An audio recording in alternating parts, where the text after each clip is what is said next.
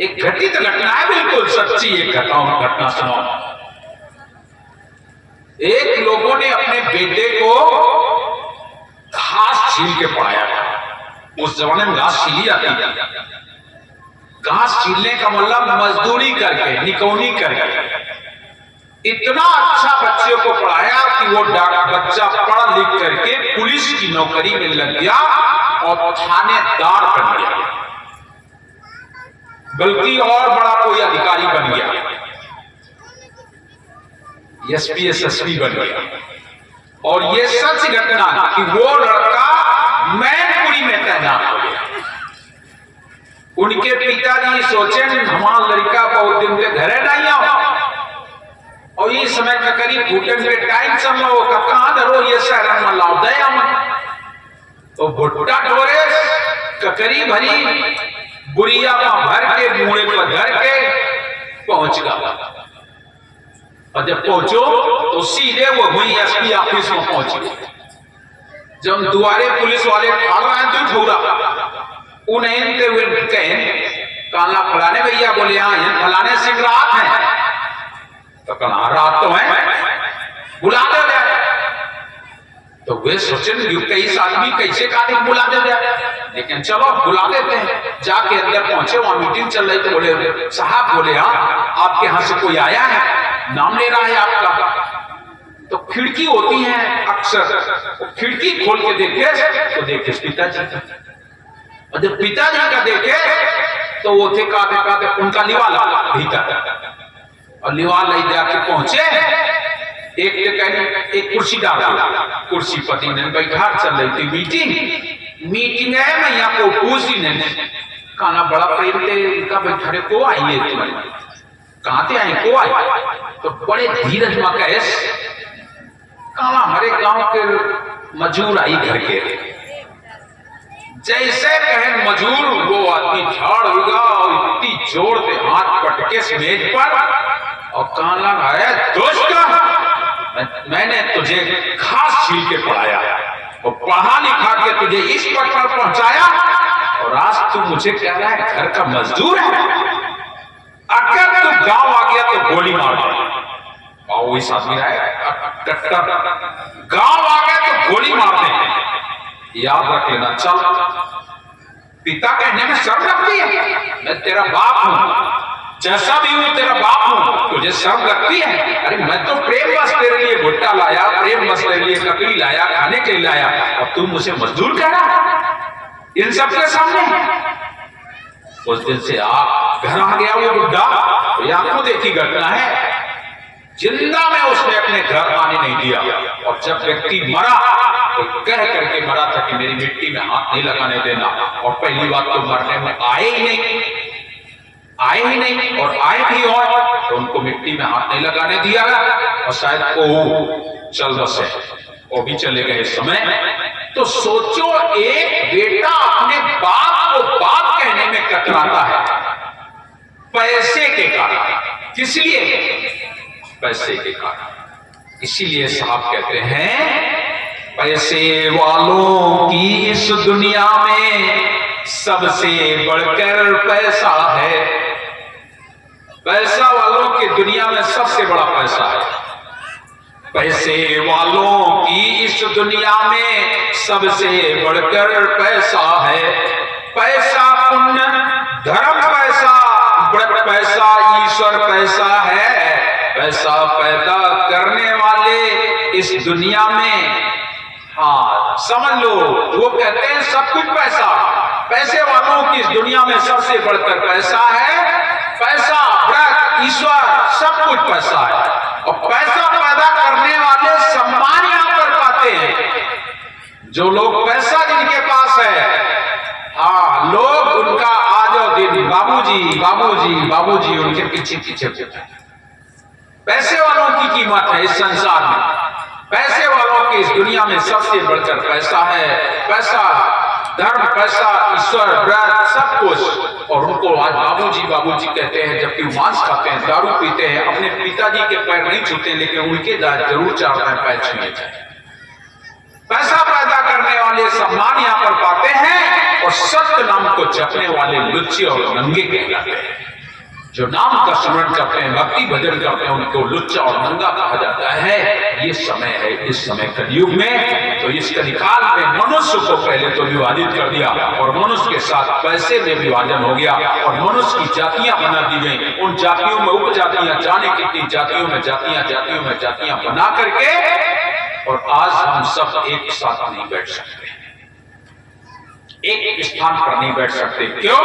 हम इस जाति के हैं, उस जाति के हैं, हम ये करते हैं, हम वो करते हैं। एक इंसान के साथ बैठ नहीं सकता है। ऐसा आज तो फिर भी बहुत सुधार हो गया है, लेकिन आज के 40 साल पहले, 50 साल पहले की क्या दशा थी आप लोग देख रहे होंगे, आप लोगों ने सुना भी होगा क्या क्या नहीं होता था। धर्म ग्रंथों में उसका विवरण मिलता है। और वैसे भी आप लोगों ने देखा होगा, कुआं पर पानी नहीं भरने दिया जाता था। कैसा समय था, बर्तन छू जाए तो नापाक हो जाता था, अशुद्ध हो जाता था। व्यक्ति छू जाए तो नहाना पड़ता था, कपड़े तक छू जाए तो अशुद्ध हो जाते थे।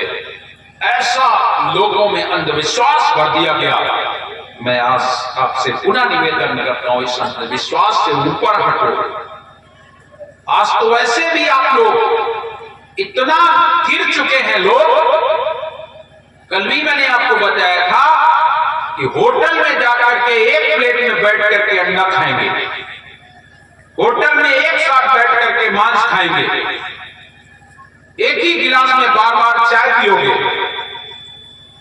एक ही बीड़ी से पी लोगे, चिरम एक साथ जूठी पी लोगे। लेकिन जब कोई धार्मिक आयोजन होगा तो कहेंगे हम दरवाजे नहीं जाएंगे।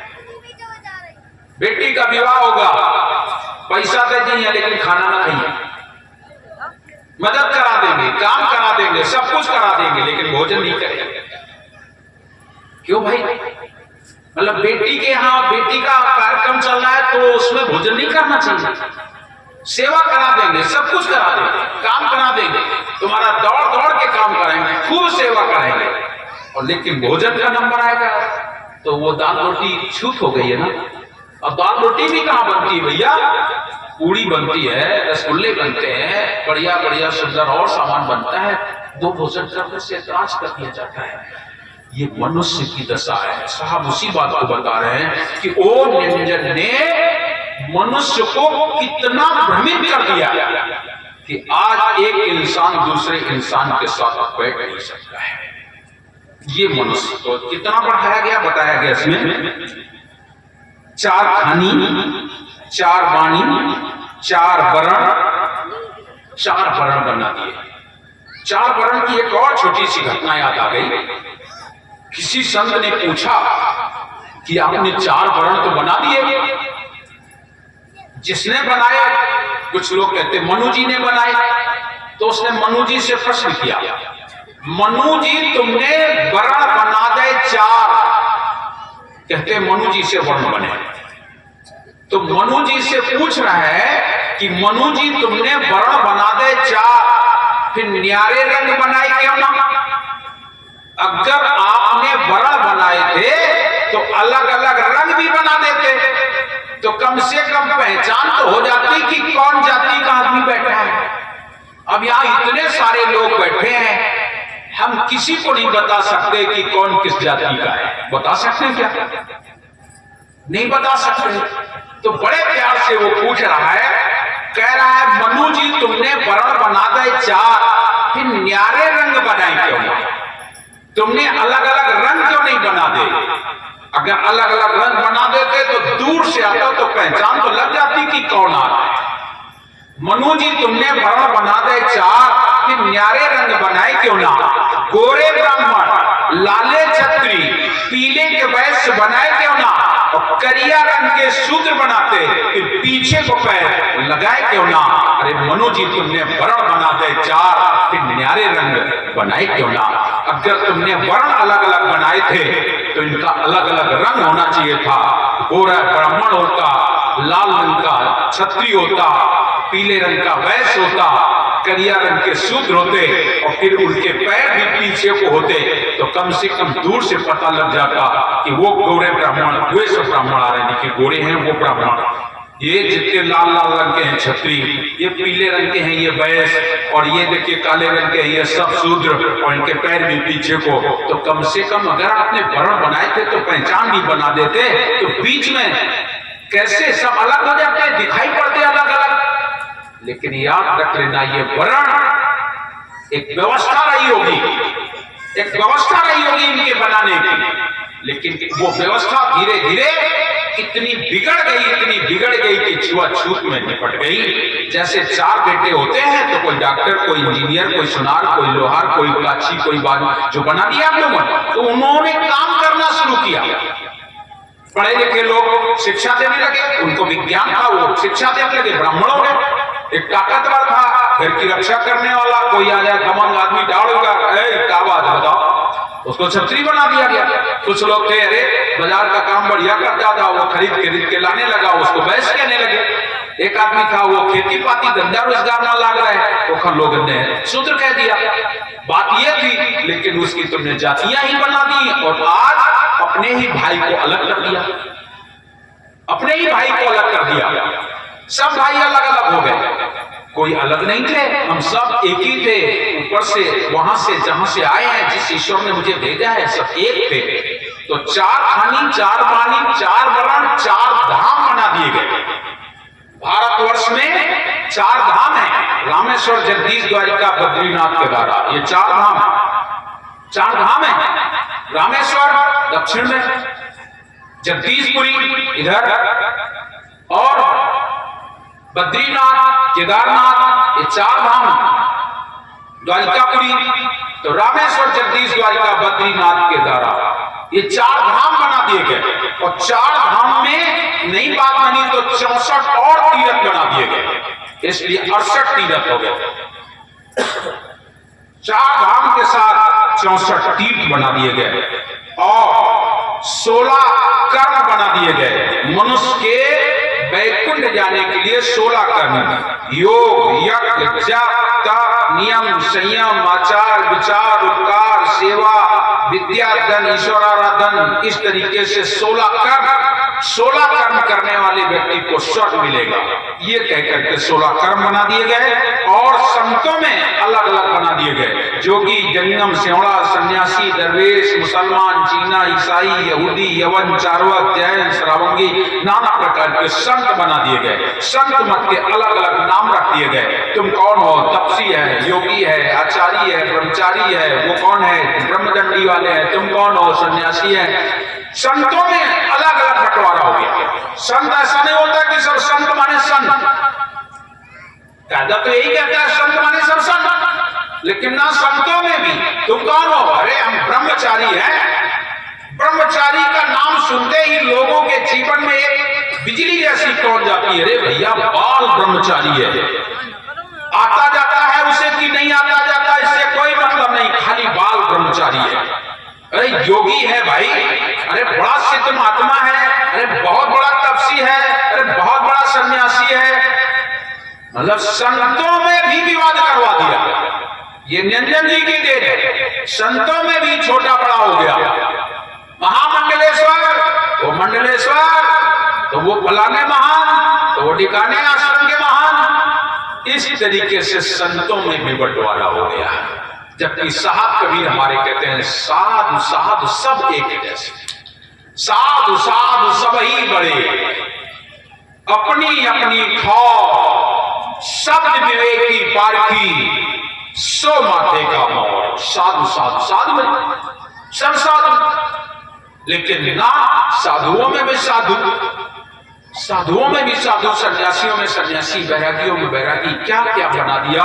केवल इस जीव की, मैं जो बता रहा हूं, इस जीव को बांटने के चक्कर में संतों में भी विवाद कर दिया गया। संतों के साथ चला। इसके अलावा मजहबी झगड़े बना दिए गए, मजहब बना दिया गया। तुम किस मजहब को? हिंदू, मुसलमान, सिख, ईसाई, यहूदी, चवयवन, चार्वाक, उनमें भी अलग अलग मत बना दिए गए। हिंदू तो हैं, लेकिन हिंदुओं में भी हम हिंसक मत वाले, साहब कह रहे उन्हें हिंसक मत, मतलब हिंदुओं में तो हैं, लेकिन हमारे खिन भय भी आए छौना जरूर चढ़ाओ जाए। आजो दिन होते कि नहीं, आज भी दिन कुछ ऐसे लोग हैं जिनके घर में बेटा बेटी का जन्म होए तो सुअर, मेढ़ा, बकरा बलि चढ़ा दी जाए। घरे शादी ब्याह हुई क्या हो तो बलि चढ़ा दी जाए। ये हिंसक मत है, ये कहां तक अच्छे हैं? क्या इनका है कुछ? होता है इनका कुछ नहीं होता है।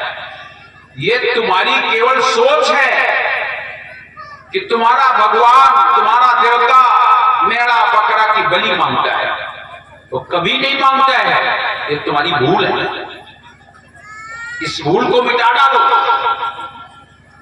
यही आसपास एक लड़की ब्याही है, कबीरपंथी घर की लड़की है, सरगुण मत में विवाह हो गया।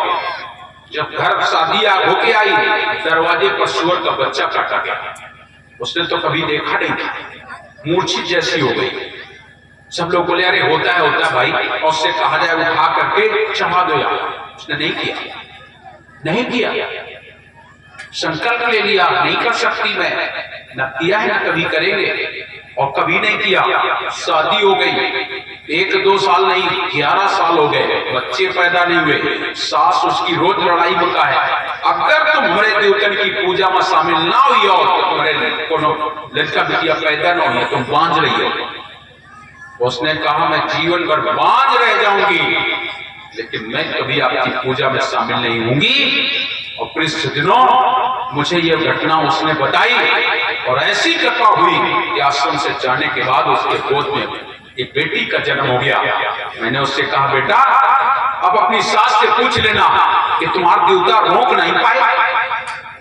भले 11 साल बाद आई तो बिटिया आई तो।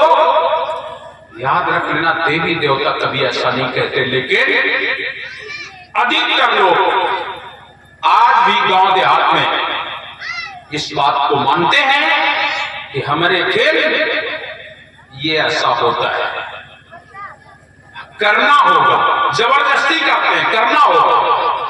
ये छोड़ दो, देवी और देवता कभी भी हत्या नहीं करवाते, कोई देवी देवता नहीं चाहता। लेकिन ना ब्याह हुई क्या हुए, बहुरिया बीमार या लड़कवा बीमार को छुएगा खाना वो दिन नहीं गा, यही मारे आए। उनकी बाबा की पूजा नहीं की गया, वो देवी देवतन की पूजा नहीं की गई, यही मारे आए। जब तक उनकी यही न कर दिया और डाली न चला जाता तब न मन बिल्कुल भूल। तुम्हारे खेल तो देवी देवतन का चलो बलि चढ़ा दी जाता, लेकिन उनके खेल जिन लोग जानते ही नहीं, जिनका कभी हुआ नहीं, उनके घर लड़का बिटिया कैसे नहीं कह रहा। तुम्हारे घर का बीमार होगा, तुम्हारे देवता ज्यादा बलि मांगे।